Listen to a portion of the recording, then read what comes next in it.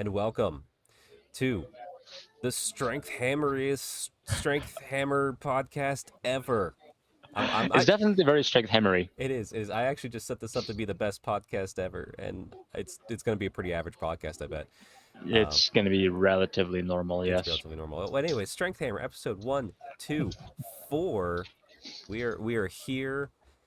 We are back after the break. Hope everybody had a good week off from us. Other than, did I do a bit? I did a video Monday because there was the Merworm stuff, which we'll talk about That a little bit. was unexpected. That was interesting. That was unexpected, especially for me who was starting through the early stages of the flu. Thankfully, it was a short flu. I'm on the back stages now. Caught that You're while I like, was is this traveling. real? Is this just a fever dream? What's going on? Hmm. Murder with high elves? What? It is. Also, we've had leaks of the High Elf Arcane Journal. Oh, okay. I have not looked into that. I'll share the link with you. Yeah, that'd be great. Since I've asked UW, like, hey, I'd love to just do this one. Like, can I just help be one of the launch guys with my podcast to do this one? And I'm not getting a response. We're gonna talk about the leaks later in the show. Great. You Love won't give it to me. I'll just get it my own way, I guess. it. But we won't do a full review, obviously, until we get the book in hand. That's just how I like to do it. I'm not gonna do it off of scanned PDFs. That's no fun and for other people to do. Um, That's fair. That's at least fair. for me. Like I don't. Okay, GW is sleeping on your offer. they are sleeping my offer. I might turn evil one day. Watch out. No, I don't like the grainy, blurry potato PDFs. Like I Yeah. enjoy when people want to take the time and go through it, and I will watch that content and enjoy it. But I don't like being the one to have to like read through it. I rather have the book in hand, read the Right. lore, do a little bit more robust Yeah. review of it. That's totally But fair. maybe we'll talk leaks later. Yeah, Um, okay. but anyway, Alex, how are you doing today? I am doing great. Have a at this point a warm cup of coffee. It was hot Same, about half an same. hour ago, Yeah. but and also enjoying my protein shake as well. Plug Ooh, in Premier Protein, sponsor us. please. It's a Yeah, they're good great, protein. great shake. This new flavor, winter mint chocolate, chef's kiss. If you're a mint chocolate person, I could see that being good. I'm not. I'm not. But Ah, well, but fair. I understand if you are. Yes, You know, yes. still working And through that giant tub of protein from the Arnold last year. It's that's almost been a year. hilarious. It's almost been a year. That's Yeah, why. How much did it cost you? $50. That's ridiculous. Yeah. Well, I mean, I don't. I use it to supplement. I don't use it as a mainstay. Sure, So sure, sure, I sure, haven't sure. been bulking like Yeah, I you wonder when mad it lad. expires. Yeah, that was fun. The bulk was fun. The cut is fun in a different way. This was the best week of my cut. I bet it Yeah. was. Although the Yeah, exercise was absolutely terrible because it just didn't happen. I'm gonna try and get a little homework out today because sure. I feel the energy. But Good. uh, anyway, I'm glad you're The doing first well. workout post being sick just sucks. Yeah, You just it's gonna feel be weak. It's just gonna be Yeah, moving. just do something. Yeah. Yeah. But yeah, other than that, I hope everybody enjoyed their week off from the podcast. I was down in Dallas working. Um, I didn't hate it, but it wasn't as fun as talking Warhammer with my bros. Fair enough. And then What obviously, else? what I mean, What what else else? is more fun than talking about Warhammer with your bros? Kissing with your bros. I mean, come on. That's fair. Yeah, cuddling with your bros. There's a few other things, I guess. There's a few other things. It's all good. No. Gym and Warhammer with the bros, always a good time. That's right. Yeah, Alex, how was your last week? Specifically aimed at your lawn. I was gonna say, you're just not gonna ask about my lawn. What's Oh yeah, happening to we're this getting there. We're podcast? getting there. Lawn is good. It's very wet right now. The Yeah, lawn is very wet. it's fair. Yeah. So it's my basement a little bit right here. I Mm, get a little bit of mm, water in my basement when it rains kind of heavy, mm. like it did. Yeah, But we didn't get the ice, which I guess is good.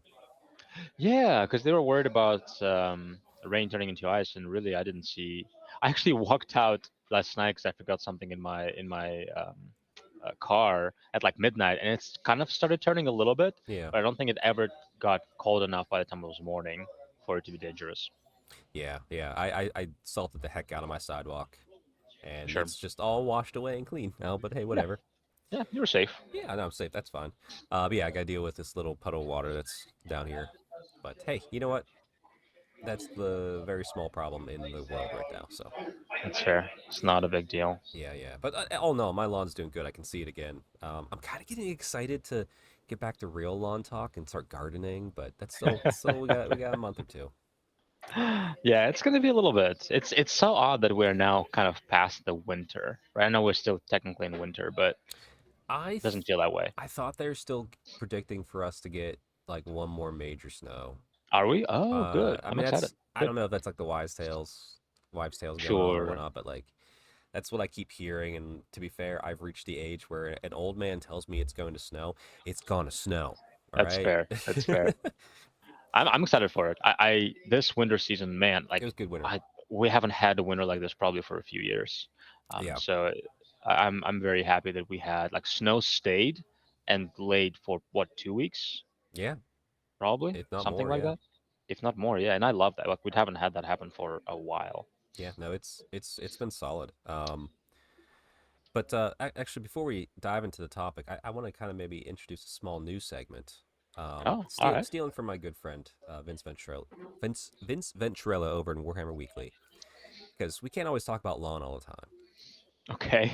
But I what are mean, arguable, but okay. we Go on. will. But for the days where it's just boring and covered in snow, Sure, sure. what are you consuming as far as Warhammer content lately?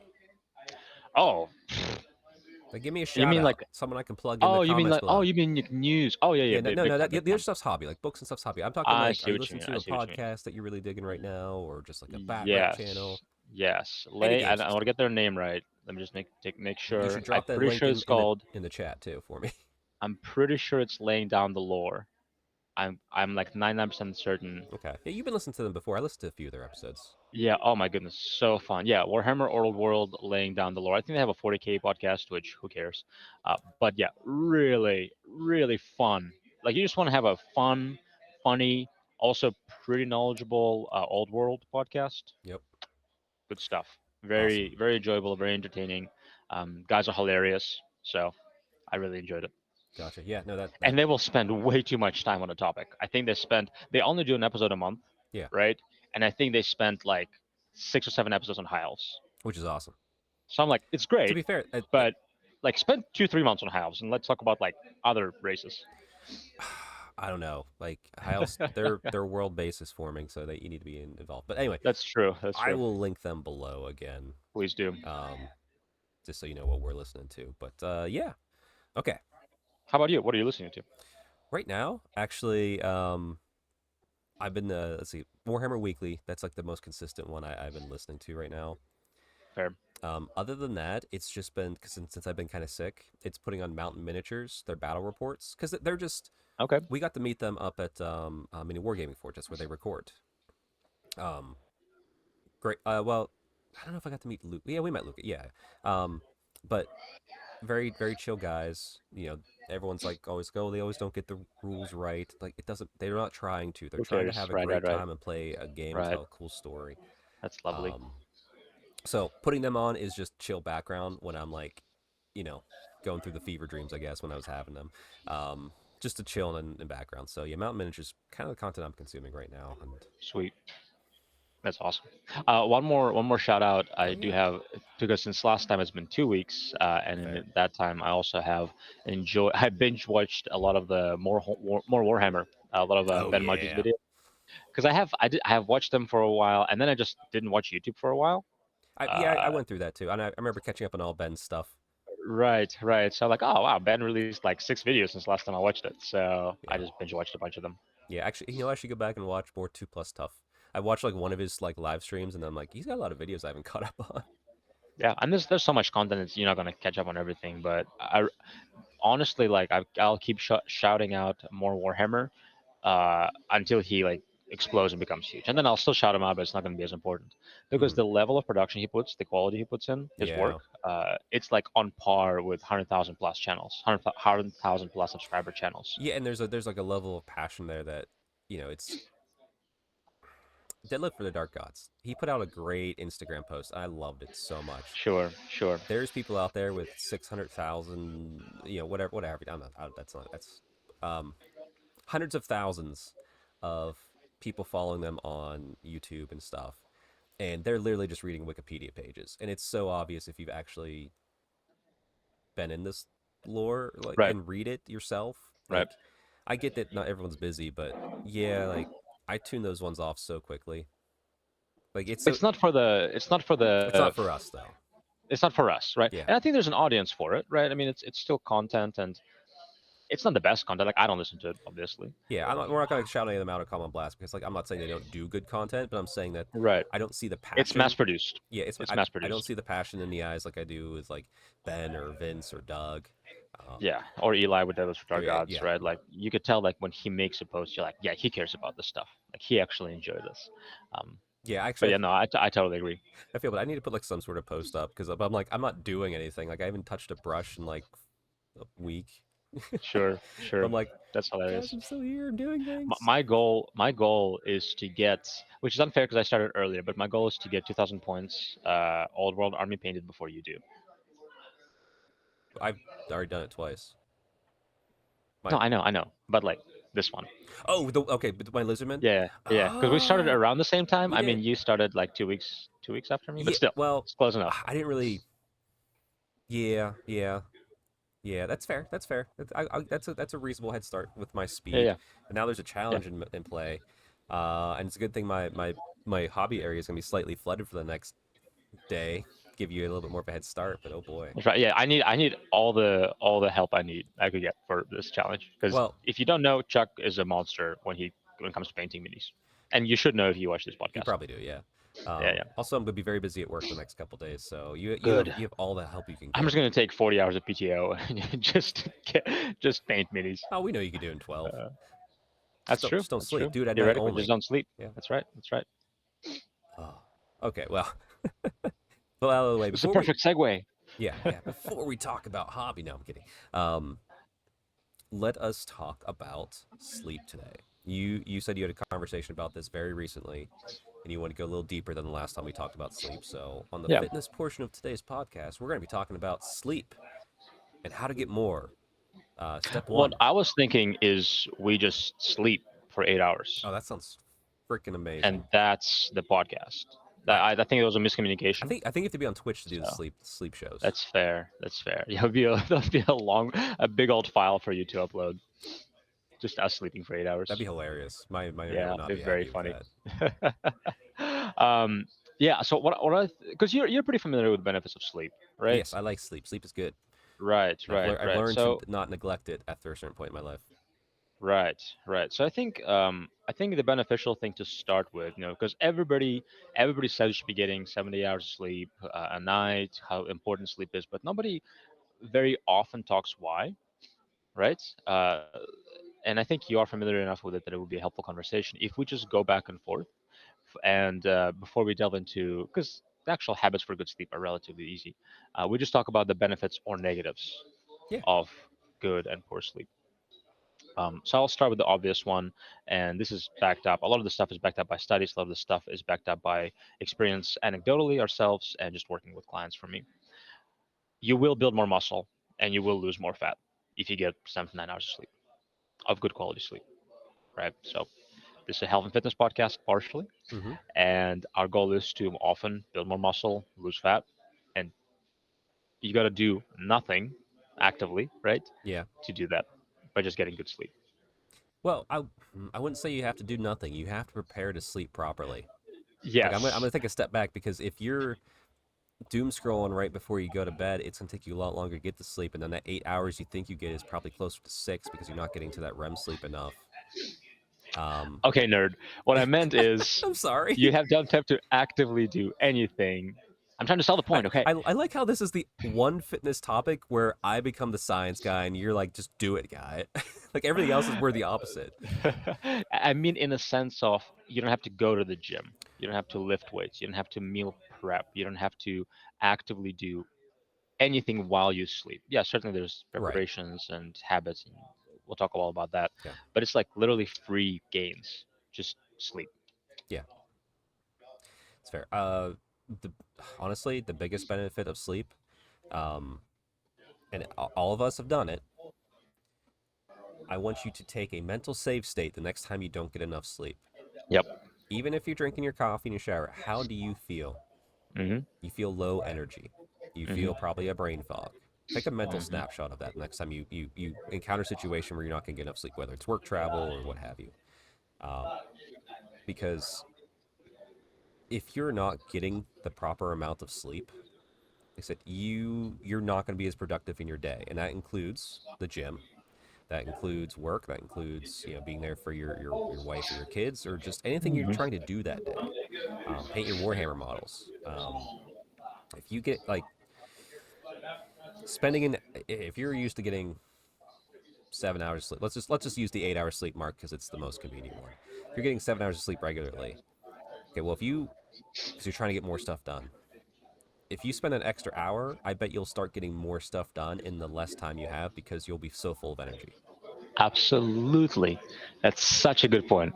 And I love that you mentioned that because so many people will be like, oh, I don't have enough time, right? And sometimes, certainly, there are seasons you don't have enough time, right? Certainly. You have to Yeah, sacrifice your if you have health. a new kid, I'm sorry, that kid takes precedence, and you're probably Right, getting 4 hours of sleep a night, and you're that's fine. We're not right. gonna don't cheat that. That's just life. Absolutely. And there's people who have very hard lives who just have to sacrifice their health for that. We're not talking Yes, about that. We're talking about if you are able to get good sleep and you're not because you're staying up on scrolling TikTok, right? Or whatever or you are now that if it's you're banned. just an insomniac, like if you have that, that's something that you can't fully control Right. sometimes. Right. But if you can control your sleep and you're choosing not to, and you're choosing to get poor sleep because of your poor habits, honestly, right? Yes, And you have to be honest with yourself here. Most people I've met, most of my clients, right now, work with well over 1,000 people. Uh, when they say they don't get good sleep because they're too busy, and we actually look at their life, we can almost always find a way to get better sleep, yeah, right? Almost always. So we're talking to that audience. We're not talking about if you have a hard life, you need to sacrifice your sleep, sacrifice your health. That's different. yeah. And Yeah.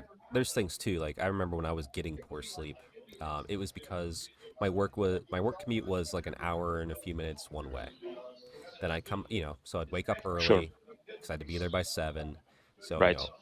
that was rough. And then I'd come home, make dinner, hang out with the wife, and then you want to do stuff with friends. And a lot of my friends were more night owlish, so I'd stay up a little bit later and hang out with them. So I was consistently getting like 6.5 hours sleep, and I did that Right. for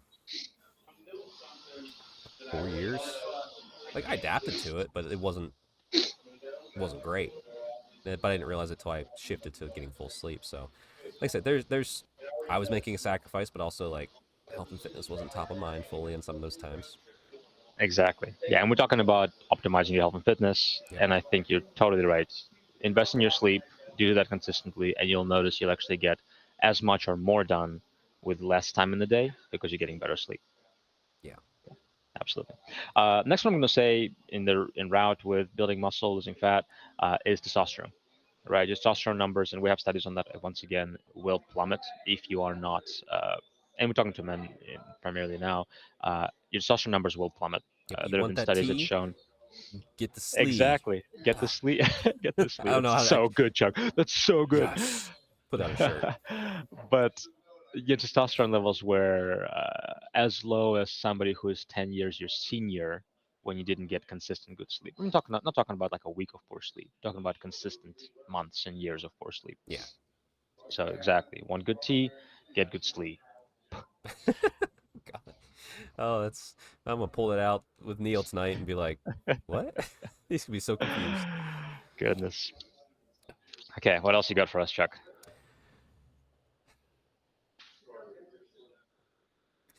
The one thing that also helps too is it helps with your like not I don't want to say dieting or anything, but like it helps with controlling your food intake at the right times because if you are too hungry, you won't sleep well. If you are too full, you also won't sleep well. So you kind of learn to shift your meals to the appropriate time in the day where you're still going to be active to help digest it. I think you're. I think yes. If you get better sleep quality, you'll make better food choices overall. Yeah, there you go. And That's a and better I way to don't phrase it. quite know why. I think it might be the hormones are balanced. There's less inflammation, less stressed in general, right? Yeah. But we also do have studies that show that cravings were less when you get good quality sleep, Well, which yeah, is crazy if you think about I say the one night a week where I may be the most inconsistent with sleep is my club night with the barn. You've been there a few times it. too. Sure. There's trust me, there's plenty of times where I'm like, hey guys, it's 11. Peace. I'm going to bed in a half Right. hour. Right. Thankfully it's close by, but there's other nights where we're having a good time, and I'm saying not that we're up drinking, but we're just up late having a good time chatting, enjoying the company of each other. And it'll be like, oh, it's 12. let's make a snack because like we're hungry. It's because Right. like we've been haven't eaten for X number of hours and your body isn't asleep yet. So it's like, oh well, you need fuel, and then all of a sudden, I put I put my day of calories in jeopardy because I have some snacks or something like that, or like let's make a frozen pizza and I have two slices. It's it's that's like learning to. Okay, guys, I'm gonna go home and like at worst maybe have some yogurt and then go to bed. Yes, very true. All right, so I have a couple more on my list. Sure. I would say uh, a big one if you care about your health overall. Once again, this is per research, per studies. Your risk of heart health as is increased as much as 50% if you sleep 6 hours or less. Right, those are Mm, pretty exact numbers. Uh, Long term, not one day or week, so don't freak out. yep. But heart health and just in general, chronic illnesses, always the risk goes up. Your immune system goes down as well, Yeah, immune right? system's a big one for sleep. Big one, right? So if you think, if you think anecdotally, I think about my friends and just obviously the research, people who don't get good sleep, you look at them, they always get sick, I right? And they're like, why am I getting sick? Because you're sleeping 4 or 5 hours a day. I have a few friends. I love them dearly. They are the worst with sleep I've seen in a long time. And some of it's stress from work. Some of it's Sure, one partner stays up, the other one stays up, and like they're always sick. And they're trying to like they're like, oh, maybe it's the air ducts, maybe it's this. I'm like, maybe it's your poor eating habits and your sleep. Um, but you can't really. But like, it's so it's fun. Yeah, yeah, and it's just like and then they'll point at like times like right now, like me, like, oh Chuck, well you're sick. I'm like, yeah, because I traveled to a different state in airplanes and was surrounded by like 50 people from other right. parts of the country. Like, it's gonna happen sometimes when you travel. Like, I accept that. Exactly. Yeah. But you know what I was doing on that work travel? I was in bed by 11:30 each night, and I Right. wasn't out drinking. Like, I was actually Right. still being good, and you'll still get sick. It's just natural. But you're 100% right. The immune system, like, man, that's such a key thing. Right. And it's so funny how people will blame any of the minor things. Not to say they're not true, but it's certainly not as important as your sleeping 5 hours or less a night. Right. Oh, Right. So totally true. actually, sorry, I had a little anecdote before I went off on that little tangent with my dear Yeah. friends. I Yeah. just want my friends to be healthy. But it's an anecdote because in America we still have the daylight saving times BS, which we should Oh, just sure. get rid of. Oh, I hate it. okay. So do you know that I think it's like a 20% increase in heart attacks whenever we have the spring forward? I did not know that. Like Wow. like for a day. It's not like it's oh everybody gets a heart attack. It's just like Sure. for Sure. that Sure. day, there's a 20%. I think it's 20%. Maybe Google it, guys. But Some kind of increase. there's an Some kind of increase increase. of heart related issues like heart attacks in the morning because Hmm. your sleep cycle is so interrupted that people Wow. that That's are in interesting. poor heart condition are more likely to get a heart attack potentially Hmm. because And it's probably people who still try to wake up at the same time, like they have to go to work or something. yeah, and they just lose that Yeah. hour's Yeah. sleep and like they're into a Yeah. rhythm and their Hmm. body can't adjust to a non-rhythm real quick because like the That's I interesting. said it's probably folks who are in poor cardiovascular health already, I would Right. imagine. It wouldn't be healthy people. Yeah, yeah, yeah. Healthy people getting heart attacks doesn't happen, right? For the most For part, the most very part. much true. um, It can, yeah, no, but it's that's a like good yeah, that's a genetic thing then. that's a good anecdote. Yeah, I would actually be interested to look into that 'cause it's pretty quick. It's pretty quick to usually we talk about when we talk about studies, it's like longer term, Yeah, but I could see that if somebody already susceptible, right, yeah, to have an increased risk of it.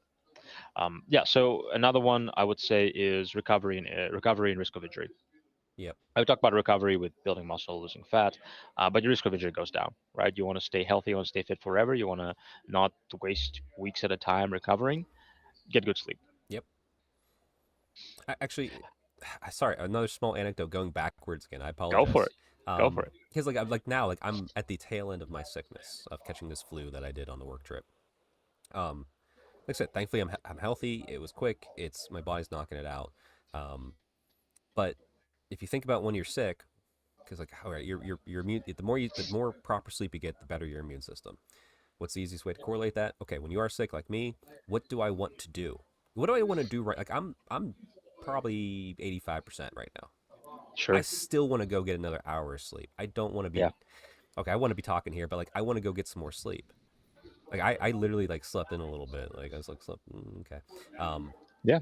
But because your body's resting, that's when it like when you're not using all this extra BS that the body has, the inside part of your body that does all the real work can be like, cool, we can fix this. It's common sense when you really think about it, Yeah, right? Like, hey, like, I mean, it's funny because wasn't sure where you're going with this, but I'm like, yeah, you're sick, you sleep to recover. yeah, But if you're not sick, you're just recovering and staying strong.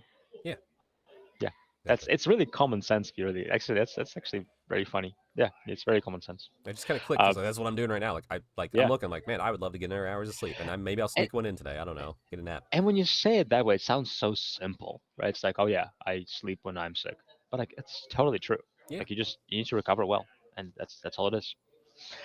Very good. Those are the main benefits I could think of. Can you think of anything else besides the ones we mentioned? Energy. I mean, honestly, like just mental. Like if you Yeah, don't sleep well, you're just miserable. yeah. Like Mental health, mental clarity. Yeah, yeah, absolutely. like Cool.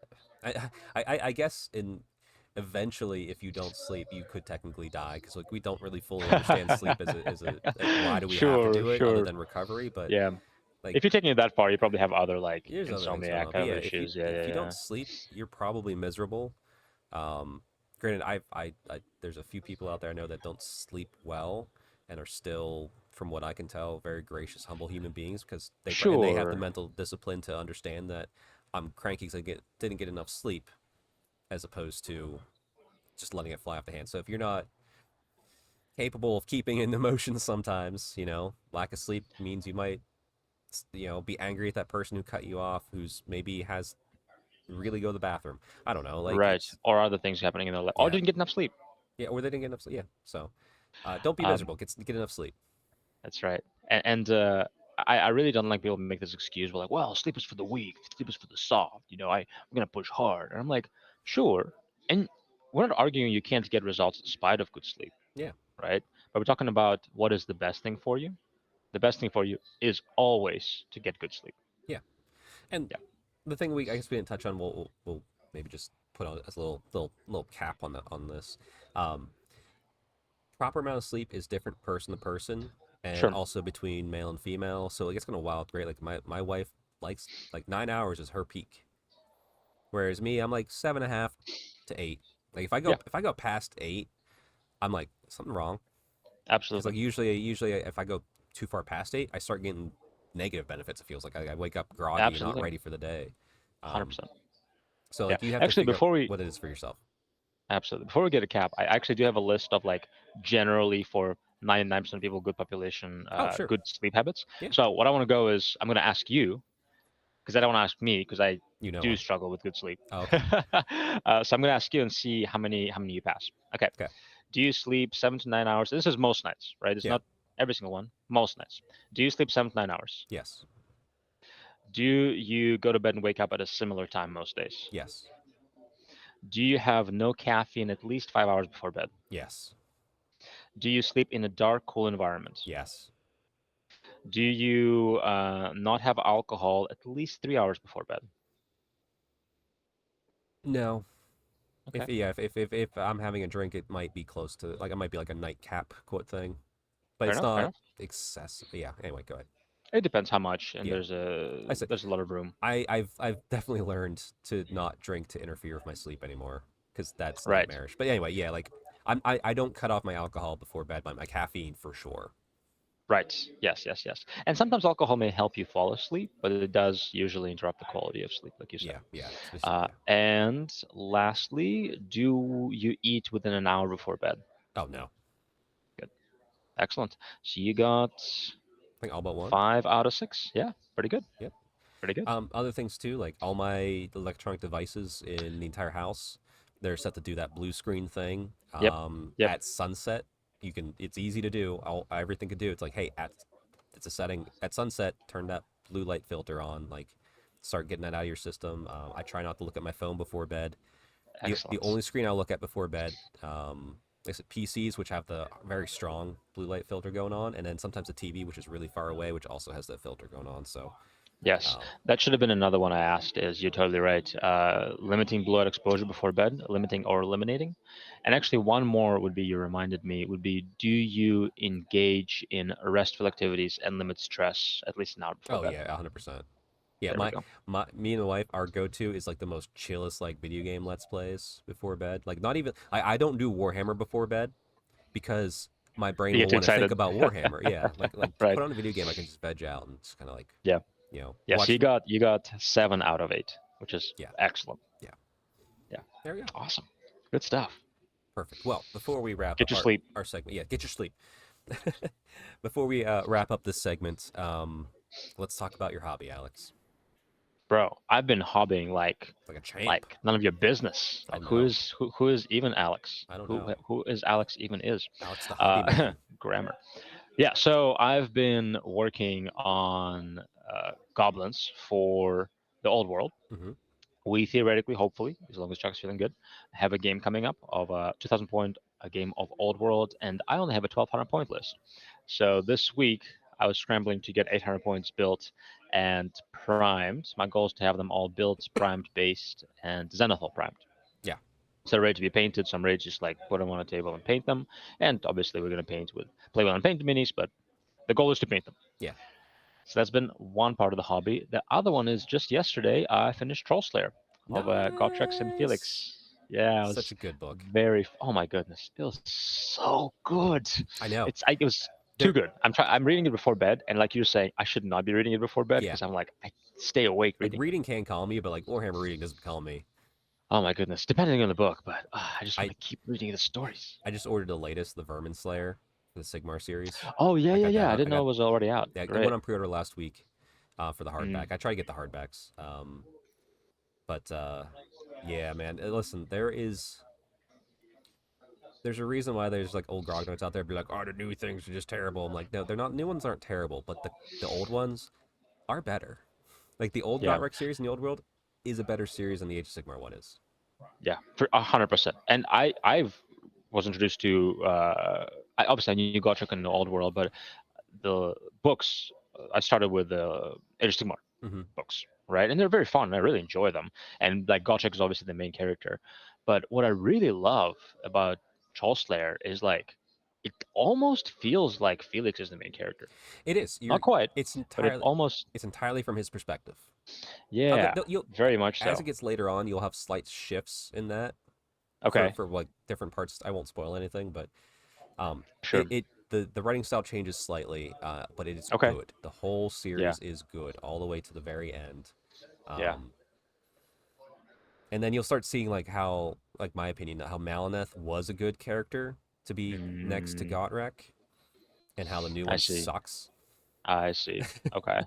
Yeah, Just very saying, interesting because she and there's so sucks. much lore, so it's probably going to take a while before I actually get to that. Yeah, eventually you're gonna meet a character named Ulrika. Okay. As soon as you do, like as soon as you do, like she'll come in and out. She'll weave in and out. As soon as you do, there's gonna be a book series that you can get for Okay. her. But Oh, okay. don't buy it right away because you're gonna have to read it at a certain point in Mm, the story where she has a pivotal moment. So okay. as soon as you see Ulrika, enjoy it, but don't look anything up because Okay. it'll spoil it. Cool. Good to know. Good Yeah, to know. But yeah, I've been really like I really, really, really, really like Felix. yeah. Felix is good. Like Well, Felix because is he's the goat. relatable. He Yeah. is. He Yeah. is. It's Like, like oh, man, just love it. I think the Gotrek, the two end time Gotrek books from Felix's perspective, was probably the most one of the greatest things of like helping me understand the end times from a normal perspective. Yeah, because he's just a dude, He's just right? a dude. Yeah, like he's very skilled, smart, intelligent, but he's just a dude. Yeah, he's just a dude Yeah. walking next to a ticking deity time bomb. A It's crazy. demigod, yeah. Yeah, um, it's Good. good. Well, it's good. Any so new growing of an army. Continue reading. I assume you're buying the next Gotrek. I have it. I have the omnibus. Oh, you're good to So go. Okay. it's so much. There's so much that it's so difficult to buy individual books. Yeah, just buy the omnibuses. Like, Yeah. yeah, Yeah. perfect. All right. Well, I'll talk about my hobby over on the Neil side of the podcast. But Because I don't care. No, I do no, care. it's you It's do just a care. different segment. Yeah. It's a nice segue over, but And also I know because I watch your stories. yeah, you actually follow my Instagram. Which you should. You should follow Fit Hammer at Strength Hammer. Um, anyway, yes, I'll make sure I link what you're watching, what we're watching down below, and I'll do that for Neil too. But until then, we'll see you next week, Alex. See you guys. Bye. Stay Warhammer strong. Yeah.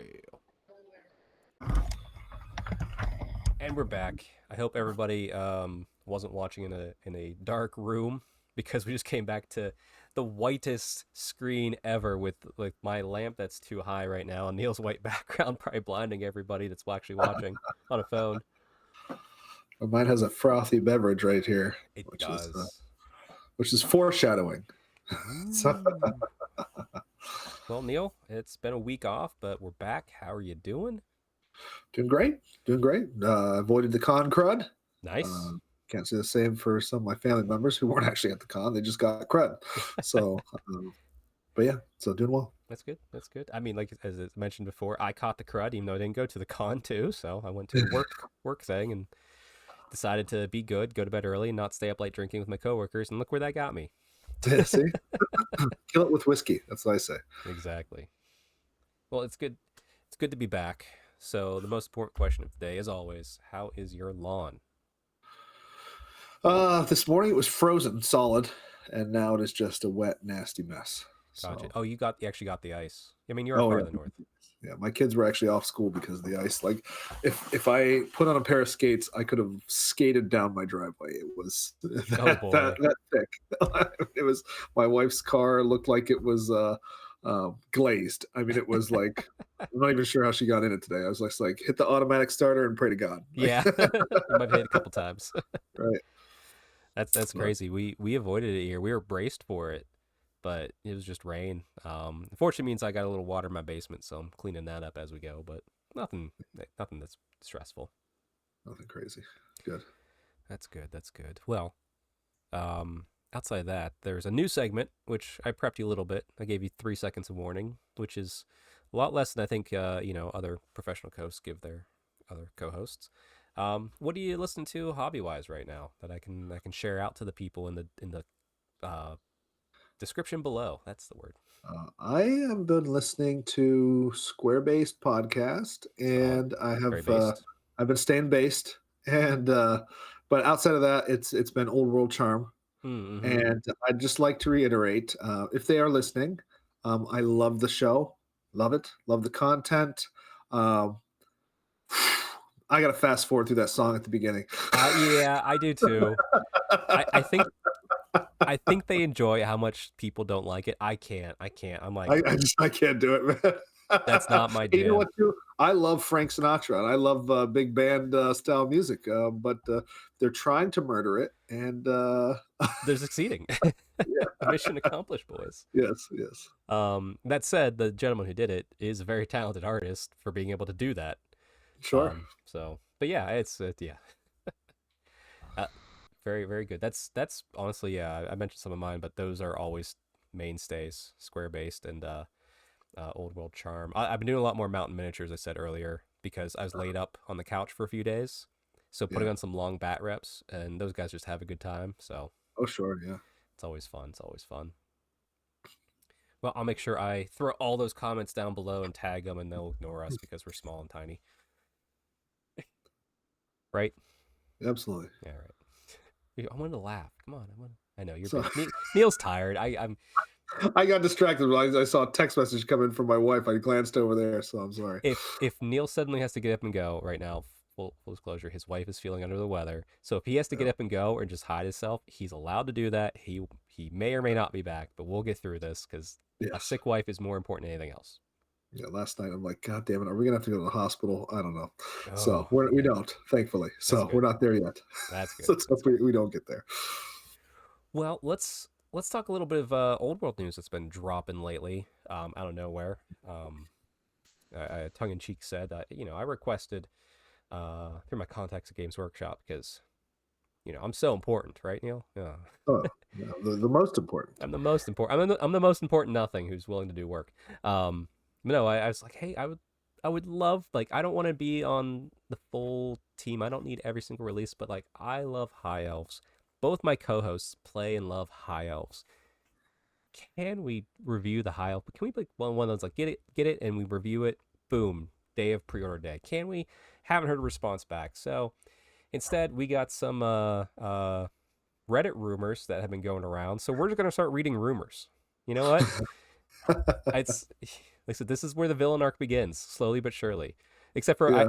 I don't think we're ever going to dive deep enough to want to do a army review off of like scanned or crappy picture PDFs. I don't think Ian and Yeah. I are ever going to do that. We'll wait for the book. Yeah. So this is as depraved as we get. But over on Reddit, the Warhammer Fantasy, from the Motley Crude podcast, and apparently there was a French podcast that did some stuff too, but it kind of plays into here. So I just had this. I'm just bringing up just this one. I was gonna say Motley Crue doesn't sound very French, but No, there was another one. Actually, if you listen, I think it's called Close Order, is another podcast I've tuned into. Man, I'm gonna make a long list of contacts for this description. But they did the French one, which I didn't even hear about. But really, it's this entitles or encapsulates all of that as well. So we have allegedly pre-orders will be live on Saturday, February 15th, which, considering we saw an article for the Merworm out of nowhere on Monday and nothing else, I think that makes sense. That means this Sunday, after recording, we should see the preview article for the following Saturday for this stuff to go for nice. some of it at some level. I don't know. Like they might do a split release. They might. I mean, obviously, we'll get the book and cards and dice and all that. But By the way, pretty quick turnaround from Empire. Like we're not sitting here like waiting on dwarves like we were for like months on end, right? So appreciate that. yeah, well, I think that has to do with too that the Empire or High Elves were supposed to be where Empire was, but there was a delay. And I wonder if it has something to do with that Merworm or retooling of like one of those kits. But yeah, I think that's helping with the tight turnaround. But I'm all for it because man, I want my High Elves. I want them now. Yeah. All right, Neil, did you get a chance to peruse through this at all? I did. Okay. So. I'm curious of your thoughts. I'm still hopeful. But that's because of some of the kind of local comp, which we'll be discussing in a future show, is we're kind of writing our own version of a local comp, not a meta-defining global comp, but this stuff still works well for it. So starting up is the Seaguard Garrison. And do you have this up, Neil? I do. Okay. Do you wanna go back and forth? Do you wanna read a line? Let's go back and forth, sure. All right, so Seaguard Garrison will be a movement, redeployment, ambushing type army. I'll read the first line here. It gets to redeploy one unit after its enemy, but before Vanguard moves. That I really, really like. That could be potentially very powerful. Yeah. Yeah, it's pretty good. Yeah. Now, no problem with that says it's going to be hard not to telegraph where you might be moving something. You got to make sure you leave space for yourself, which might mean you have to telegraph yourself, but still being like, oh, you know what? I need to move this unit over here against that to block that up more. So that could be very powerful. Maybe you want to get something in range without having to actually move to shoot, right? That might be useful as well, right? If you're vanguarded out there at the start of the game, then you have not quite moved just yet. At least I don't think that counts as a move. So nope, that's very true. It's not just a left and right redeploy. It could be a front to back. Mm-hmm. All right, you want me to get the next one? Yep, we'll just go back and forth. All right, Skycutters get access to ambushing. Wow. Do you not like war machines? Do you want to destroy every war machine ever with your war machine? Right. Yep. That's good. I mean, you're still having to roll the dice on it, right? But yeah, but honestly, if you don't come in turn one, you come in turn two, people have moved away, or maybe they've just stuck back there because they're so worried about what you're doing. Who knows? But Skycutters are cannonball magnets. If any kind of chariot is, right? So if they're ambushing in, then it's kind of nice, right? I'll take that. Yeah, and to be fair, if you're scared of my Skycutter, I don't think they're terribly expensive on points. That said, I still have a bolt thrower on it, so I still have range probably to shoot you in the back pretty well. Can you shoot when you come in? You can shoot when you come in from ambushing, right? You can. It's either you can't shoot or you can't charge. I can't remember which one. You cannot charge for sure. Then you can shoot. Yeah, you can't. Yeah, so you probably can shoot. We'll check it. We'll check when we get when we all confirm this. We'll look. But I yeah, say all this like that, like ambushing is great, but like I've never actually used it in a game just yet because it's like, I don't know when they're gonna come in, So, I've used it when I was tired of Bretonnian trebuchets, ah, and I did it until trebuchets stopped showing up on the table. great. All right, next up, Seaguard can be regimental unit with ship's company as its detachment. Which I think it says down here. I'll just kind of spoil it down below. Ship's company is an upgrade version of core spearmen and archers. So there's finally a use for spearmen and archers, is what Right. this is.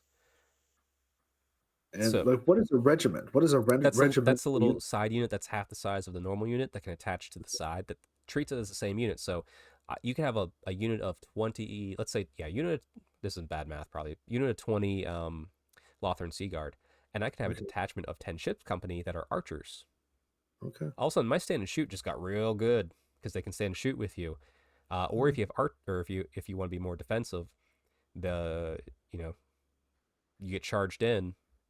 Well, then they can wheel and do a flank charge the second turn when it's your turn to charge, because they're sort of independent, sort of part of the same unit. Mm-hmm. So, like, really, there's been zero use in the High Elf army for spearmen and archers. This is giving a use, and that's kind of fun.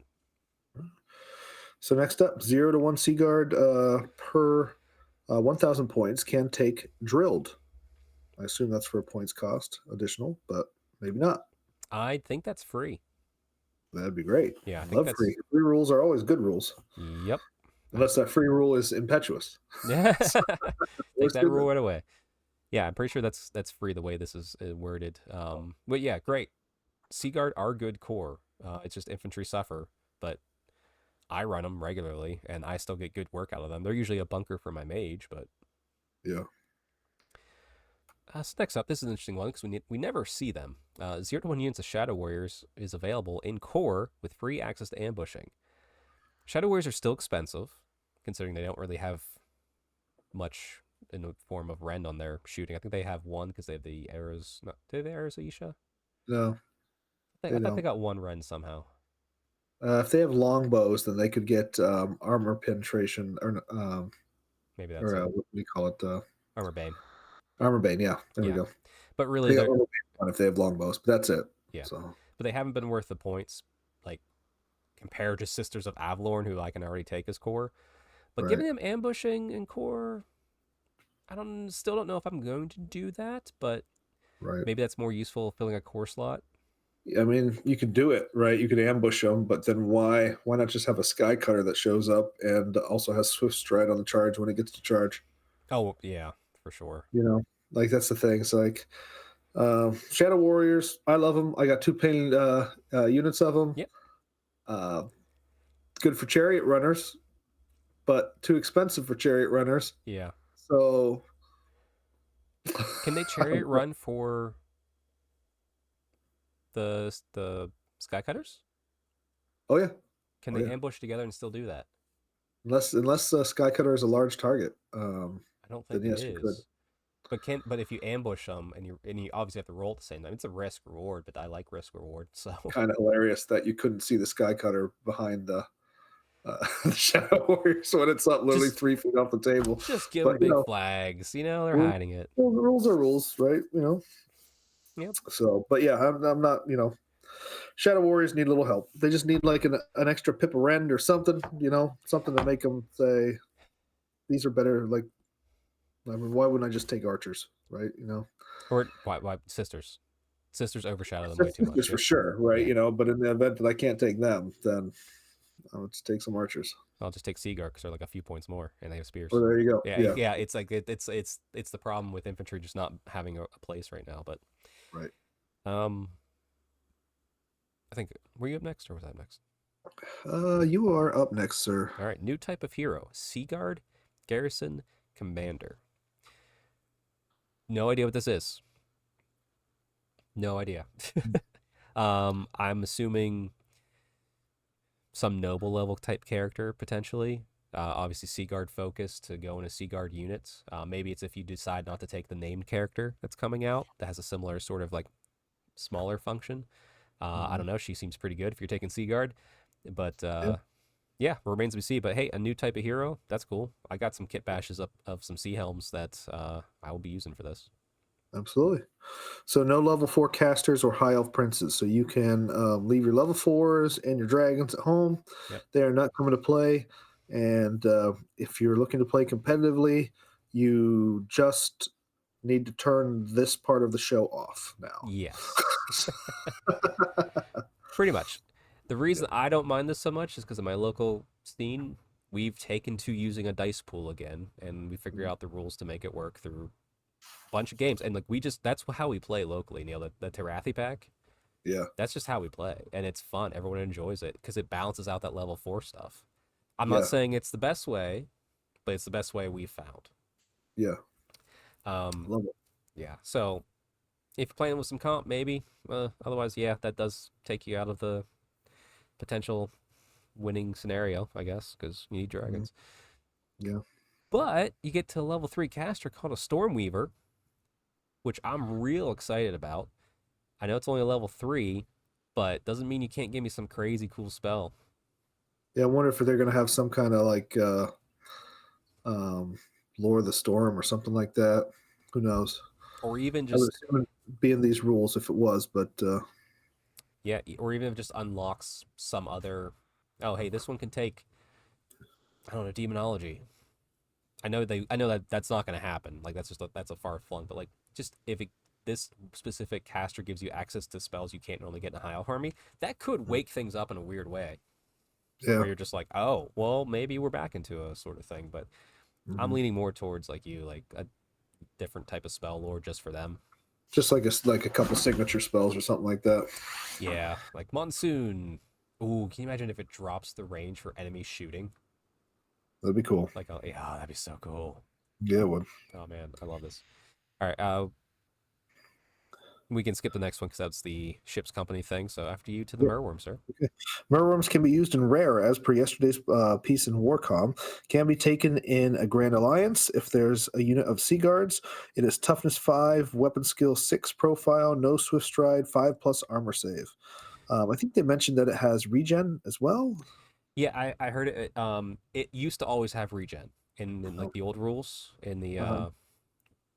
I forget what that monstrous arcanum. It had regen, so toughness 5 is fine. It's kind of what I thought when I was going through that article. Like, as my guess. Weapon skill 6 is not bad. He has a high quality amount of attacks. No swift stride kind of sucks, but I'm okay because I just wanted to go forward enough to hold up stuff so I can countercharge on the flanks with my other stuff. Yeah. 5 up armor's okay, but yeah, I want that regen. If it doesn't have a regen, they'll make it hard. But I The love that regen save boy. this thing. On just any kind of big monster that's going to be, Just taking shit. trying Yeah. to bounce cannonballs off of them. It'd be nice to have some kind of save on top Yeah, of like it. he's got the basic archer defense because if you're at long range, you're additional -1. So like he's not going to be shot up too quickly till he's real close. But hopefully you can make that charge. Yeah. Yeah, he's an ugly boy and I love him. So Yeah, I never had any interest in this model when I was because it was a Forge World model, and I just figured it'd be too expensive, whatever. yeah, that's yeah. Back in the day, so it wasn't one that I very much thought about, but looks cool, sure. So see what the price is. I'm blindly buying it. Mm, I don't have kids. I'm allowed to. yep. You have other responsibilities, and God bless you, sir. You can borrow mine if you need to. Well, I'm sure there's a proxy I can find somewhere if I needed to, but I bet you could probably find it somewhere probably else. won't Yeah. be as pretty as this boy though. I bet you could find that online. Something Uh, like it anyway. yeah. And shout out to as a Trish Cardigan. She's the old sculptor. She's the one that sculpted that bad boy. I kudos to her. It's great. I hope they discover. I really hope that at some point they discover, Neil. I know you would too.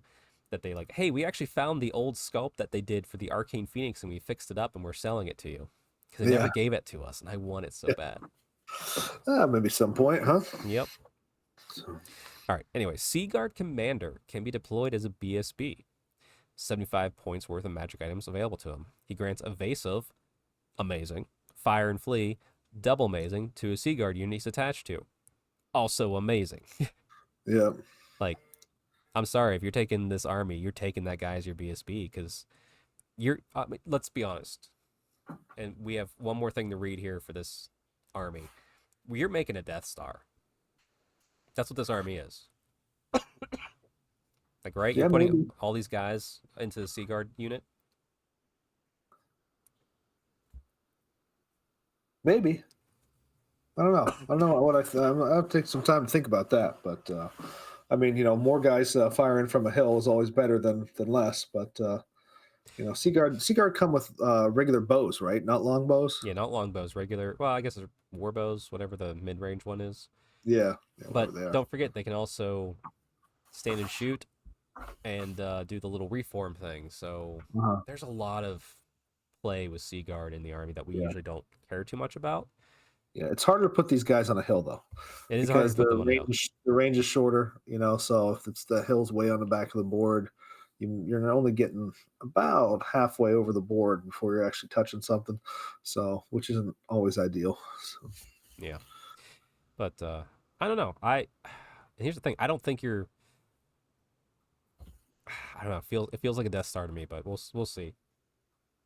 Listen, this is all rumors and leaks potentially, so we don't know for sure. But why don't you go and read our gal Ishaya Ves? Ishaya Vess has a 15-inch command range. Despite being on foot, Good. grants the unit of Sea Guards AP -1 in shooting and close combat. Now that is nice. That is amazing. That is, I have a feeling she's gonna sell out real quick. I have a feeling you're gonna see lots of kit bashes of her.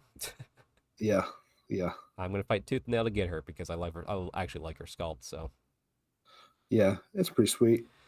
I don't know how it'll look. It'll look interesting in a unit of Sea Guard, but you do want your heroes to stand out. She will definitely stand out in a unit of Sea Guard. So absolutely, yeah. I'm a fan. I know the whole no level 4, no high elf princess is kind of screwing this up for competitive play, but uh, I think there's a lot of fun in that list. oh yeah, Yeah. yeah. Again, we'll reiterate that we are people who like to have fun with this game, and not just think about it from a match play standpoint. So if you're up for pickup games and things like that, and people you're playing Yep. are not bringing the medalists, then you can still have a lot of fun with this. Or if I mean, I'm also the type too. Like I like taking this like this. I want to have fun with the list. I'm still gonna try and beat you, Oh, and for if I sure, for do, sure. I'm gonna let you know. Yeah. So if you're up for a challenge, I think that army's for it. And then we have a little bit of info on the Tracian side. Not a full feature-rich thing, but first up is the army has much wider access to move through cover. I get it. That's what White Lions kind of always had. It kind of depends on your table setup, if that matters at all. Right. Mm-hmm. And then similarly to wood elves, the army has the ability to place a wood on the board. So you will be able to move through at least one wood Yes. very easily. Yes. So. And I'm curious, man, I really, really hate that the wood is just the 5-inch template now for that stuff. The wood is? Yeah, like the free wood you get in Wood Elves, it's the 5-inch template. Oh, really? A lot of people are being cool and like making it up and like actually making one that's actually a wood. But I'm like, just sell us the old woods again. They're great. Yeah. Because Yeah, I don't know. For me, I'd just like put down a woods, right? Like, and yeah, I don't care what. Don't be a d bag and make it the whole table, right? So, Yeah, exactly. and if you do that, then no, right? So, Mhm. but I don't know. I'd probably still play it because I like cool looking boards. So, but you better Exactly. have trees to cover that thing, right? And you better put the trees on. I'm a tree guy. Okay, I'm Yeah. like if your guys aren't there, then we still put the trees on the table.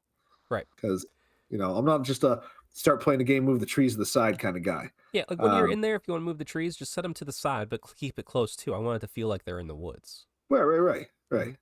Mhm. I don't like. We're going to talk about this when we talk about Brewhammer in a while, but you had to move through the trees there quite a bit. And like we're moving a lot of individual guys. I get it. Move the trees to the side. As soon as you're out of that bad boy, put them Put 'em trees back on. Come on. We want a cool looking battlefield. Yep. Yeah, that's just me. No, I'm with you. I'm with you. All right. Foot units can optionally take lion cloaks. It says optionally, so I imagine it's going to be a point cost. It's cool to give your army extra armor for shooting, so maybe. Yeah. But we'll see how much you care about that unit, I guess. Yeah, and we'll see how much the points cost is. You're already paying a premium for high elves anyway, so Yep. it's like, what am I putting these on? Spearmen that I probably shouldn't be taking anyway. Yeah. No, that's a hard sell there. All right, 0 to 1 units per 1,000 points of white lions can be taken in core. Hot So, damn. so there is your core requirement right there. Yeah, so I'm not needing to upgrade the cloaks, I guess, on my core because they're taking it. But hey, can I take Sisters of Avalor and give them lion cloaks? Maybe. Well, It's that would be nice. That'd be very nice. Because they whittle and die. New unit, Charcian Woodsman, Skirmishing Infantry. Cool. Imagined it's our little kit bash of, here, kit bash up your white lions, make them look a little cool, and they're just a skirmish little run around, do cool stuff. And since it has skirmish, you mean they'll be the best unit in the game. That's awesome. Yeah, big fan of that. Yeah. Lions can be taken on their own as a core choice. They are toughness 4, 1 wound war beasts.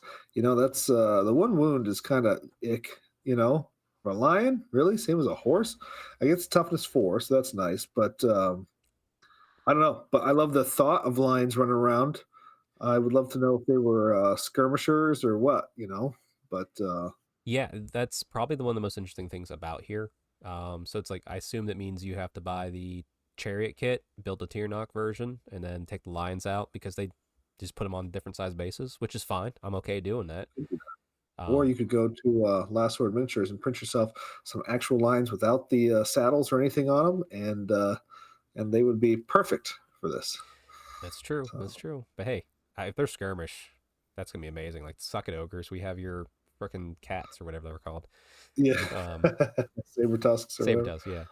All right. No lion cav, unfortunately. Yeah, that sucks. Still, you can kit if you're running silver helms, just kit bash them up and do it anyway because it's cool. Mm-hmm. Or go to that last sword and print them out. They have lion cav, and I really wish it, because that's cool, and I would love to see what GW could do with lion cav. Again, I don't understand why they don't like to make money sometimes. But whatever. They're not even at that part of making money. They're still at the part of making money with what they have and being nice to one another. Sure. That old debate again. Yeah. Let's see here. White lions can be upgraded to lion guard. No details were shared about its profile.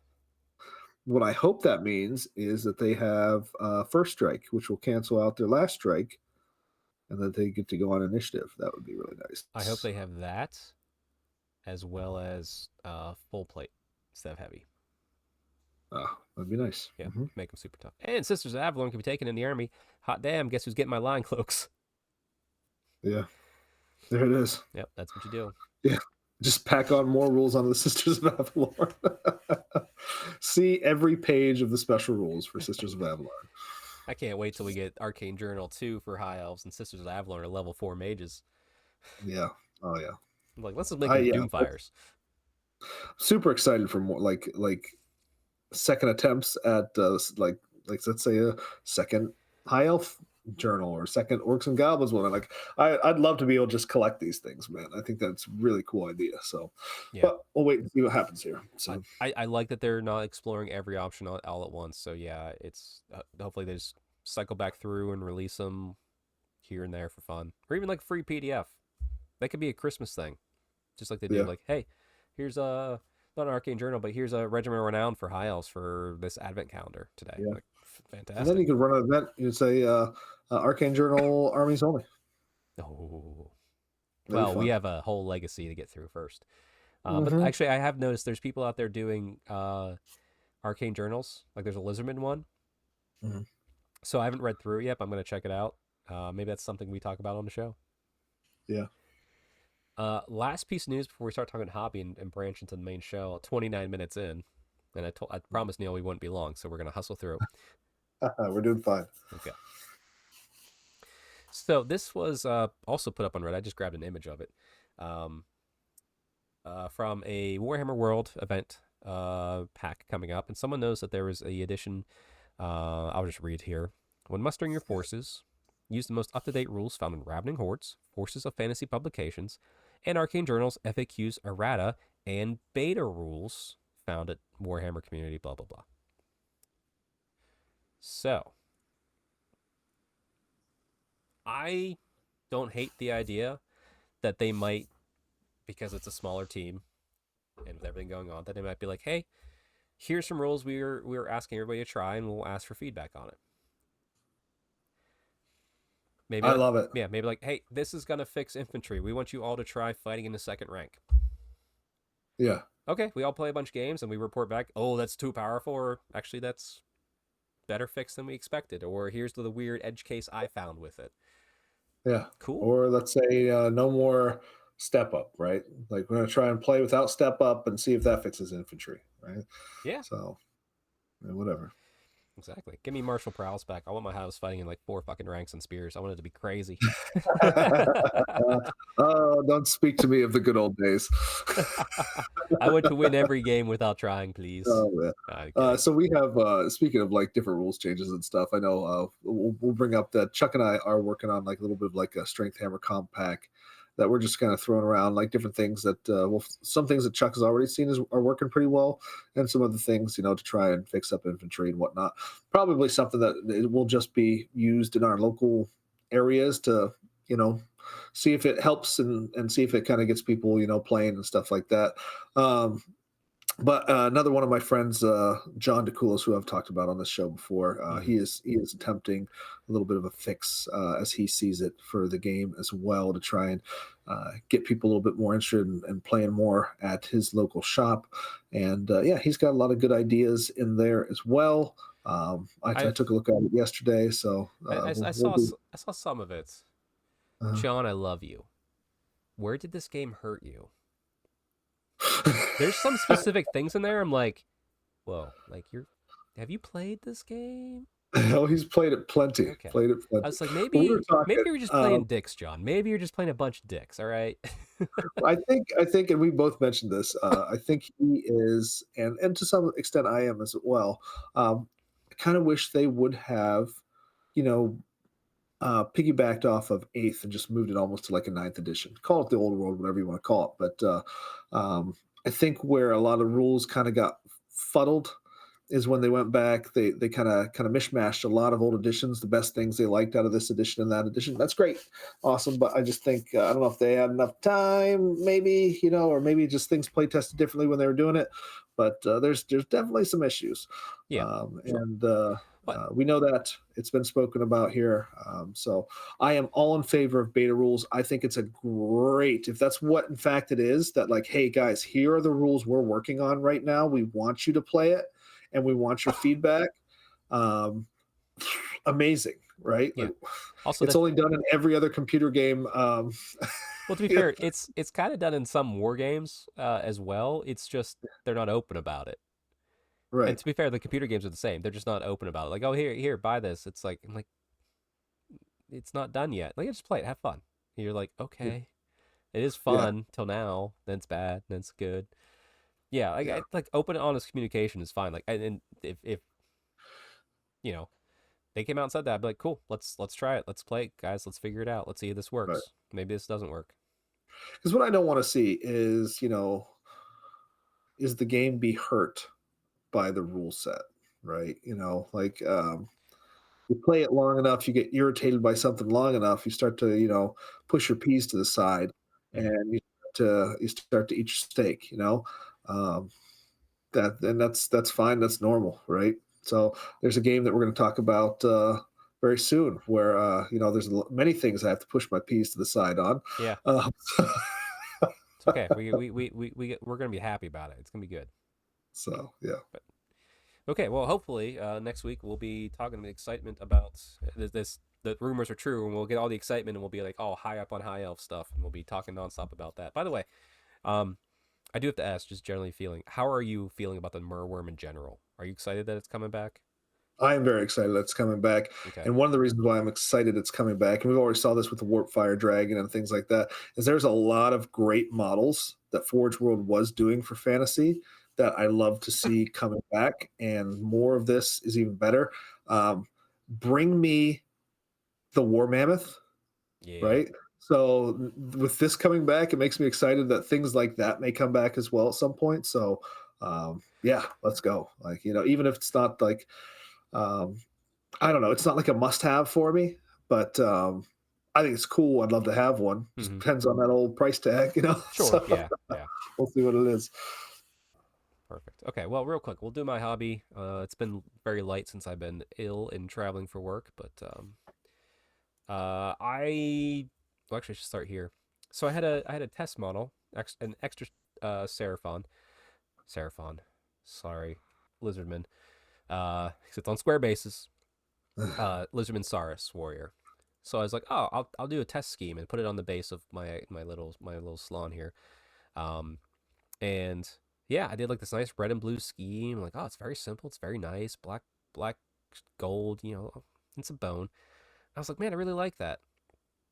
And then I was just like, like I had so many people. Everyone loved it. Everyone's like, "That's good. Looks great, Chuck. Amazing." And everyone's just like, "Yeah, it's classic. It's awesome." And the more I've heard the word classic, the more I'm like, I don't want to be classic. And then I realized I just painted two, like my High Elf army's blue, my Bretonian army's blue. Uh, I haven't really done a red army in a while, so I took an extra Saurus Scar veteran on foot. I said, well, what? Because like if I paint him slightly differently and I decide not to go with it, it doesn't hurt anything, right? It's a right. hero. They can be slightly different. I painted up Yep. this red and yellow. There's a little. I put a little more orange on it after this photo was taken because I'm like, I need to bring it up just a little bit on some of the smoother spots.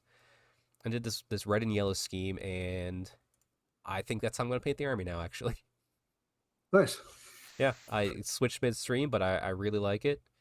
It's very simple. Got some SoCal Trojans colors there.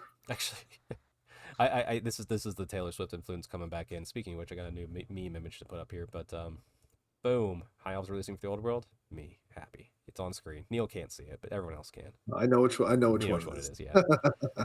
Yeah. Yeah. Apparently that's also Kansas City. Kansas. It's the Chiefs colors. And I was like, whoops.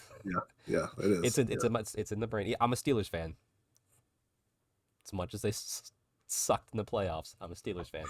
At least they were But there. at least they're there. But now that they're out, go Taylor Swift's boyfriend. I guess that's what we're doing. Also, I have been getting some games in with my Lizardmen. They're still just primed as I'm painting them, but my good friend Tom doesn't care about that. So I was like, okay, let me get some reps in. His ogres absolutely demolished me, but I almost was able to take out his corn. I was doing well. In the last turn, he lifted my salon, and it was over after that. But I'm like, okay, I can see how I could pull off a victory here. And other than that, back to us real quick. Other than that, my backlog is growing. Like, Nice. hurts to say it, but my backlog is growing. Oh well, it happens sometimes. Like I'm gonna order my high elves come out. Guess what? It's gonna double it. Yeah. But Give with you something to do.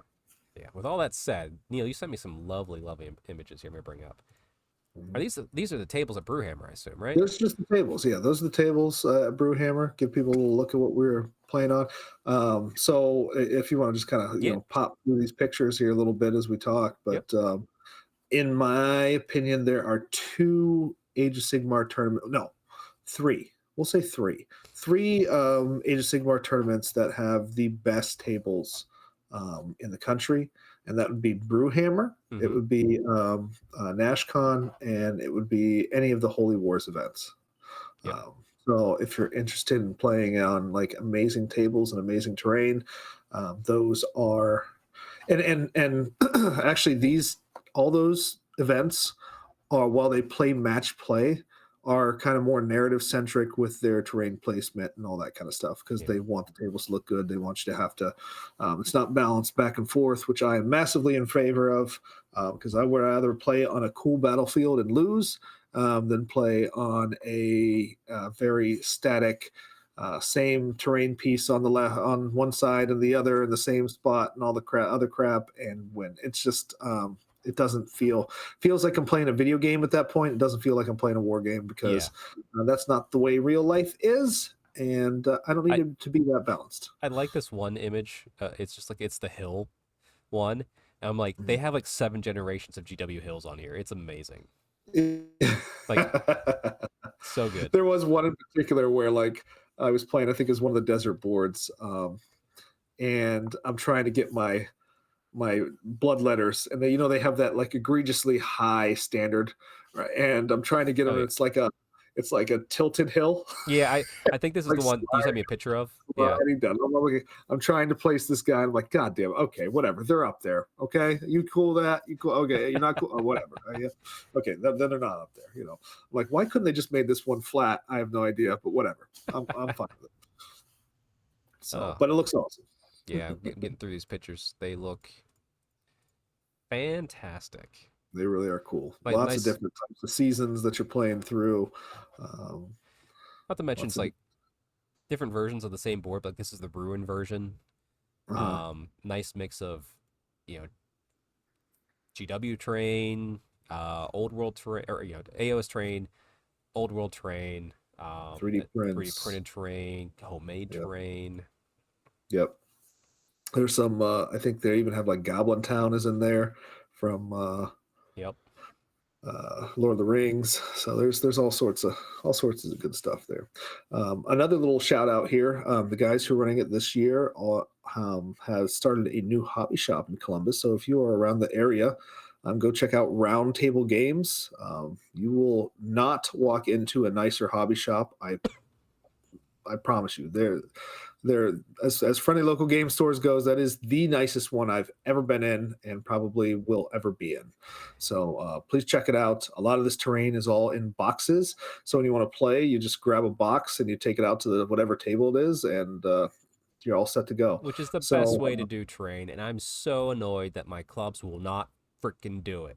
I set it up that way, and they screw it up every time. I love you all, but stop. Yeah, they literally have pictures of it on there, and it's like, this one's Goblin Town. You want to play in Goblin Town? Take the Goblin Town box, right? And so, it's not a game store where you see just tons and tons of terrain scattered around on tables where you can't put anything down. Every table looked like it was cleaned off, and if you want to play on it, you could play on it, and you never had to ask a question of whether somebody was on it or not. Right? There you go. So, yeah, so please check that out. But yeah, so this was Brewhammer, and it's a 2-day GT. If you are a fan of the show and you've been listening for a long time, this is, I think, the 3rd or 4th year that I've gone. I think this is the 4th year for the event. I went the 2nd year year. Event, yeah. Missed the 1st year. Went the 2nd year. Missed the 3rd year, and unfortunately had to drop from this year. Yeah, because I of think work. this may have been the 4th one. So this was my 5th game of AoS 4. Is the first game of Brewhammer. So I was playing around with lists, and I was putting stuff into my box for what I was going to take. I was taking Corn. Yep.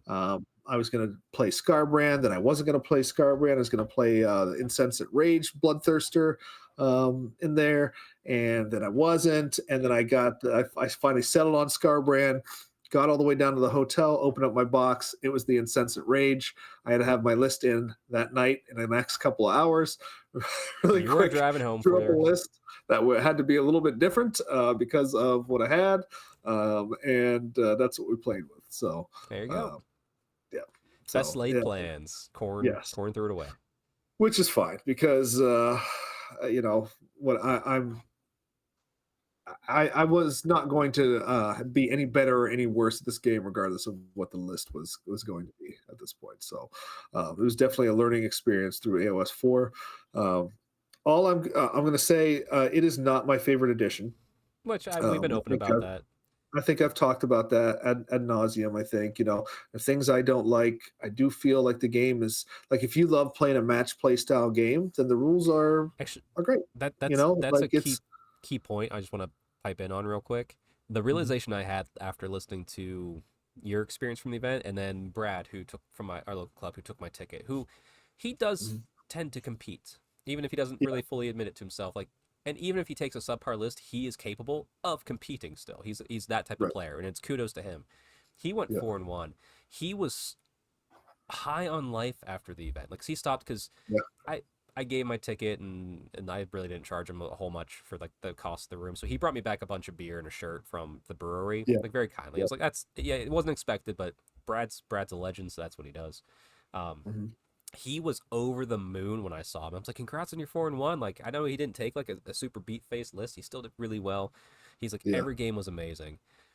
And since he's more of a competitive minded person in my mind, seeing that, I was just like it gave me an epiphany. It was a good thing that, we've been complaining like, oh, we don't like this, we don't like this. Matt Rose and that team have written the best version of Age of Sigmar for match play that has ever existed. Yeah. And here's Fully. the Hands down. like we went down there with 4 people. Okay. Out of the 4, 75%, so 3 out of the 4 were wildly enthusiastic about it. Loved it. Dave loves the rule. He thinks it's the best rule set that's ever been written. Yeah. And by a clarity standpoint and everything, I'm not sure he's wrong. What I think you and I have our complaints aren't about the core rule system. Yeah. It's not the way it's written and the way the rules are presented. I think that's what he loves about it, is the way, like how cleanly it runs is what Dave loves about it. Me, it's the rules and like what it is that I don't love. But I'm on this fence where I either I kind of want to talk about the things that I don't love about it, and also at the same point, it's like I don't want to just be poo poo about this and that. That was like my turning point when hearing all that good feedback and then seeing yours, because you and I are the same wavelength of this game entirely. Pretty much everything, except for you live in Ohio, I live in Pennsylvania. We've made it. That's where our choices have differed. Right. So one's right, one's wrong. It's fine. Well, we don't know which is which. All right, we're not throwing stones here. But so I'm like, oh, Matt, it's like stepping back, like, Matt Rose and that team have written the best rule set for match play that have ever existed for Age of Sigmar. And that was their intention. Because I think the problem that you and I have is we keep looking back at the prior editions. And third was kind of like a mix, probably the last mix match of not competitive, like casual and competitive. But I think that what that team set out to do, they have accomplished. Now that said, that's where the caveat comes in for me and you. Yeah. That's not the game I want. Right. Which is fine. What I'll say though, is so you talked about I talked about Dave, you talked about Brad, and then there's Carl. Now Carl is very much like us. Carl is a very casual gamer. Carl loves, lore aspect of things. He will spend more time painting than probably both of us combined on one unit, right? He's a great painter and everything. And so that's where he gets his joy out of it. He loves this edition. Loves it as well. Which is fascinating. So there's a thing too, but he doesn't really play anything else. So does he have a lack of comparison to other things? He plays. He's got a bunch of 40K armies. Okay, does he? Okay. I know he doesn't really care about Old World. I forced him into to Old World, but he plays that begrudgingly. Yeah, it's begrudging.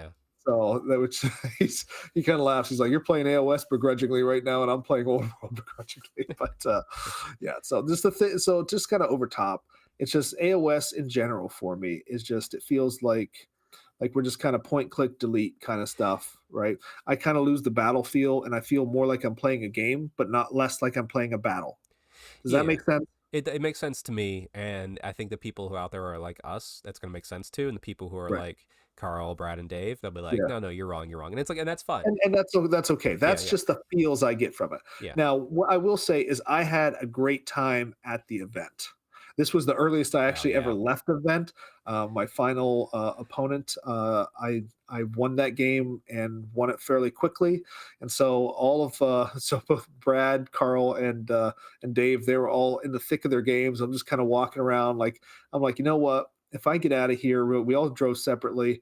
If I just gave Carl all my tickets, from the raffle. They always do a raffle for some kind of charity, which is a great thing about Brewhammer. Mm-hmm. So I'm like, I'm just gonna get home, surprise my kids, and Yeah, it's always a good thing. yeah. So that's what I did. I got it, but it wasn't because I was like No, it's because if I was having there fun to at the lose quick, event or anything like that. Yeah, it's just like, well, yeah, instead of just twiddling my thumbs for 2 hours, let's roll. yeah. So If I had been there with you, and we would, I would probably have made you stay because we would have hung out because we both would have been done early and be like, let's go have a drink and talk about cool stuff in Warhammer, right, right, and we'll be building old world lists. People are like, what are yeah, you doing? Like, leave us alone. and I think so. So I had 5 games, and I will say 4 of those games were fun games to play. The very first game, I had my opponent did not interact personally on the table very much, other than to tell me that this is moving here and this is attacking here, and that's it. And outside of that, um, we were a closed book, So it was so now not only was I getting beat, and I mean beat, and I could see that I was going to get beat real hard in this game. There was really no interaction whatsoever in that game, and so it was kind of like, all right, I'm playing a rule set I don't love, and this was probably my Yeah, worst game experience I've had in Age of Sigmar, and I've had some bad ones. So that was I've not an awesome way to start an event. no, So, especially one where it's like a game where you're like not super enthused at. Yeah, it's yeah, so it was a combination of things that kind of made it kind of like, ugh. yeah, it's like I can't even make Well, a new friend here. Like this I'm like, is like what am I he's just doing shut right down. now? Yeah, Yeah, like, why did I choose to come down? And then luckily, my second opponent was a Fire Slayers player, Ohio State guy. He's decked out in Ohio State there you stuff. I go. was decked out in Columbus Crew stuff. He lives in Cincinnati. He's a former Ohio State grad. I live in Cleveland. I'm a former Ohio State grad. So we had a great get. He was my opponent of the event, favorite opponent. We had a great game. Came down to the end. He edged me out there. So starting out 0-2. And then I played, and that was Fire Slayers. Yep. And so the next one was Flesh Eater Courts. Ooh, I okay. had a really great moment in this game. I picked up my first win here. Nice. I had a moment where he had Usharan on the battlefield. Now I've actually never played against him in any version yet, and so it was cool to see him on the battlefield and everything. He was painted. His whole army was painted just great. Um, and I got him down to 3 wounds left, right? Mm-hmm. And I'm winning pretty handedly at this point.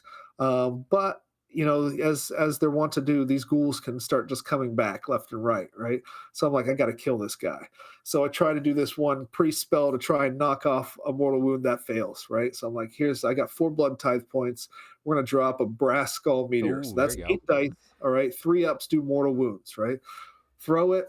I get 5 mortal wounds. Okay, so he's Nice. got Okay. 3 All wounds right. left. Now he's got a 5-up ward save, right? So this could go either way. He rolls his ward save. He lives on 1 wound, and by the end of the battlefield, like I just wanted to kill this guy. I wanted to Yeah. say I killed him, right?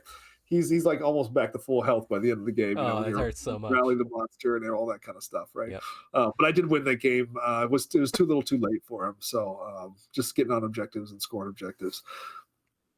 So that was a cool game. Then I played Corn versus Corn battle. Ooh. So Corn off. with corn dogs and everything on the other side. So that was kind of neat. We're killing stuff. I get a blood tithe. He gets a blood tithe. Blood tithe's going all over the table. Oh yeah. Which is Yeah. there's not as many units in Age of Sigmar 4 on the battlefield. So this is kind of reminiscent of the old days. Where like blood tithe is just flying around the board. And he did win that one.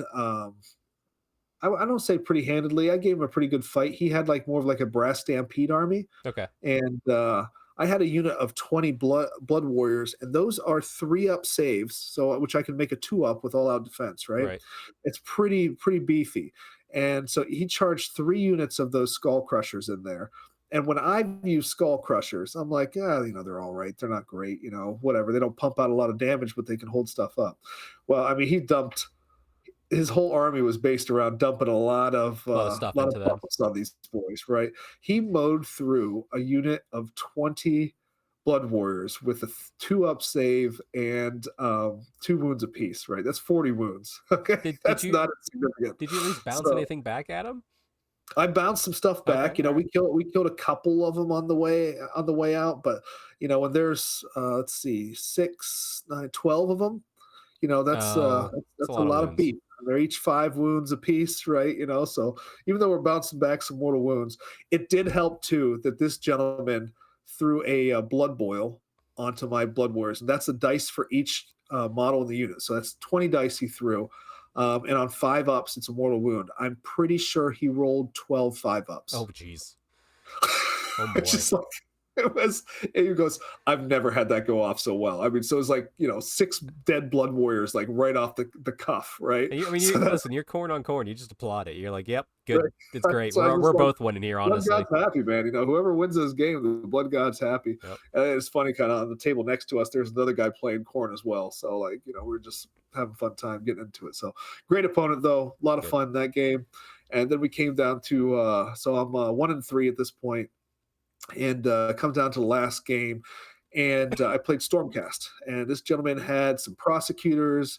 He had some of those long strikes, and then he had a unit of the dragons, four of them in one unit, and he had some of those like Vanguard guys with the bows and the swords and everything, and then a Lord Relictor. Well, he took first turn.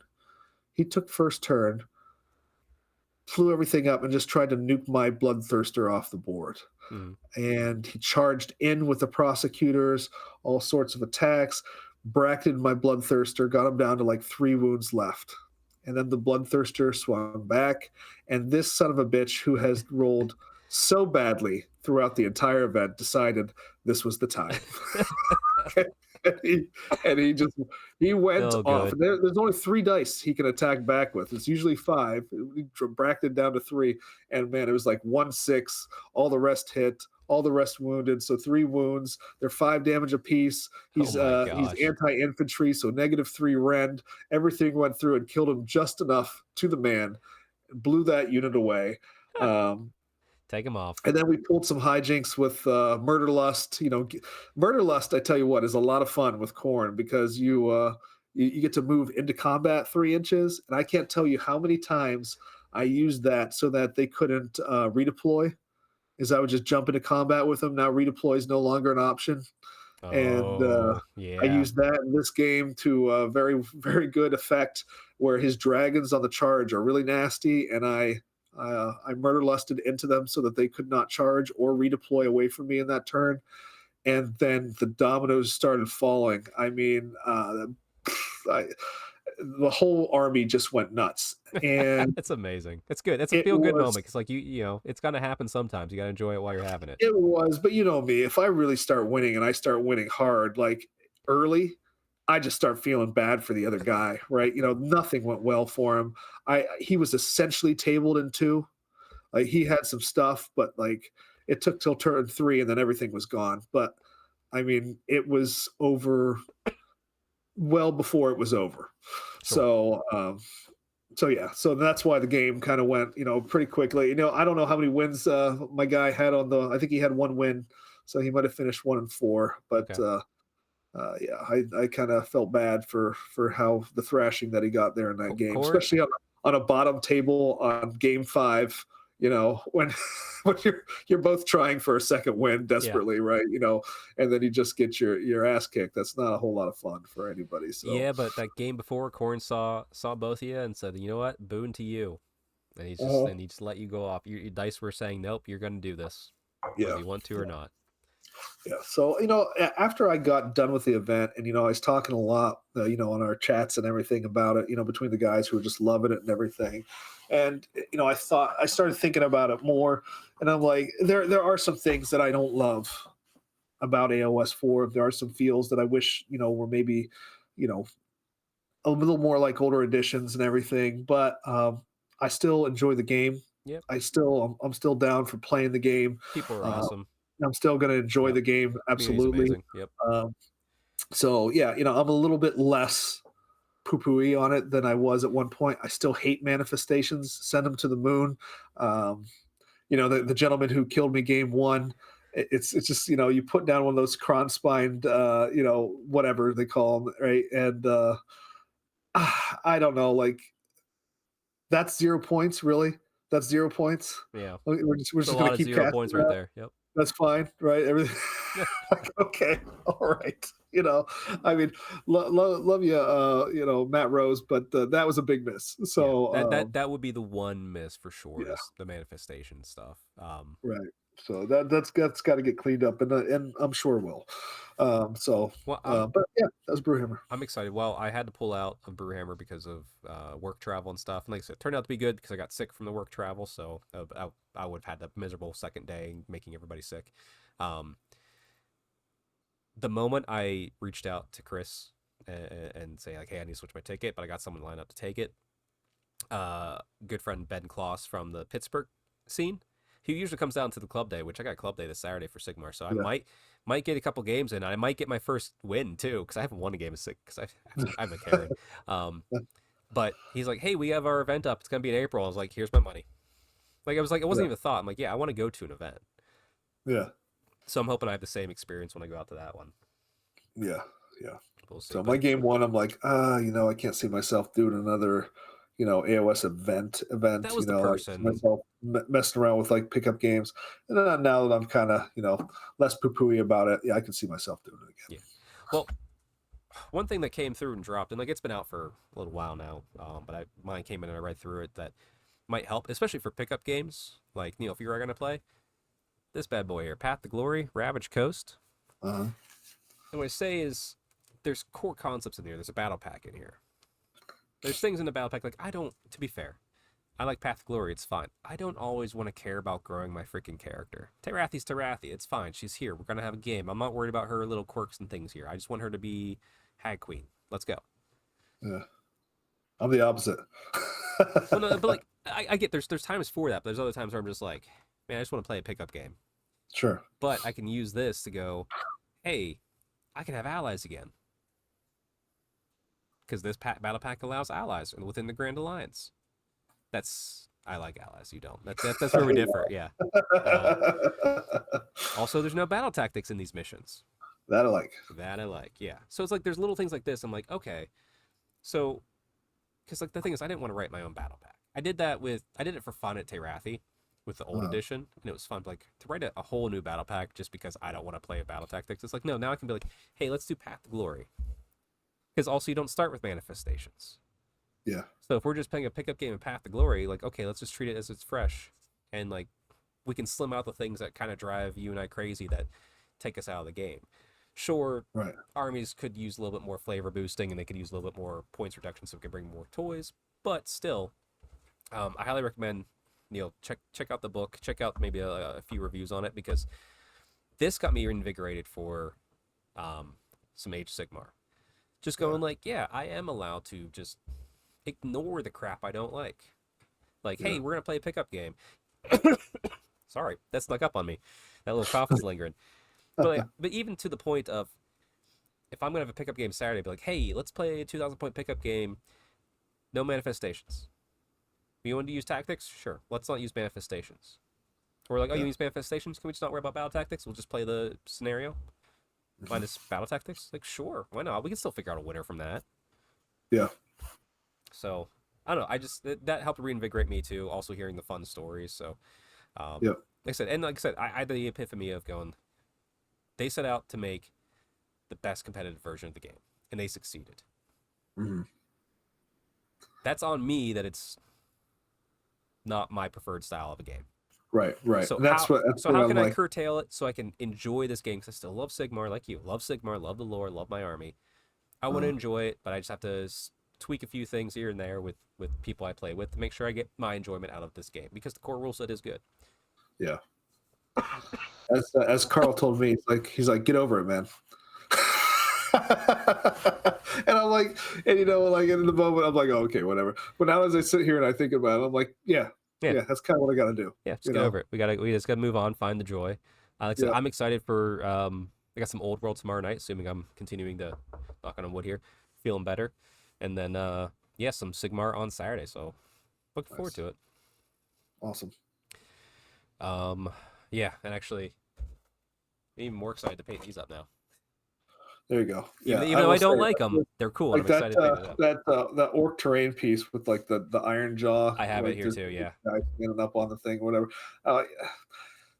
When you saw the tables combined with like GW models. I talk a lot about 3D prints and stuff like that. Yeah. But GW models and like armies of them are still they're Peak, still top not tier. touched quality wise. Okay, like it's just not like it's just still amazing to see armies like that with the terrain and everything. I was looking at it, I was just like, God damn. And especially Brewhammer is kind of more of a where they want your army fully painted. Like, and if your stuff is like it looks like you half-assed it, guess what? You can't. You go 5-0, you're not going to win the event. Yeah, They're not going to allow that. So you got to paint stuff up. So there's a lot of cool looking armies there and everything, and it's fun to see. So good thing, Neil. Time for us to suck it up. Just enjoy Age of Sigmar. You got it. I think that's the main takeaway from the weekend for me is suck it up, Buttercup, and let's move on. Heck yes. I'm excited to throw Terathi out on some Daughters of Cain action here this weekend. So perfect. Well, anything else? Did anyone from the crew manage to snag any trophies while they were out? Well, Brad finished third at the event. Third, yeah. Yeah, so that was great. Carl 2 and 3, very close to being 3 and 2. Oh, nice. Okay. He because I was making him get painted up for Old World and everything for Terathi. He did not have time to paint additional. What do you want to call them? Mega Gargants? Blight Kings. So he had to borrow 10 of my Blight Kings. Had he not had to do that, he may have won Best Painted. Oh yeah, that's like Steve and Chris were coming by. They're like whose unit is this? I'm like, that's mine. Because they're like, if he had a cohesive army, he's in the running. Like he's in the running. I mean, even that's nice to know. It's nice to know for sure. He's like, man, I didn't have enough time. Like, listen, and he didn't.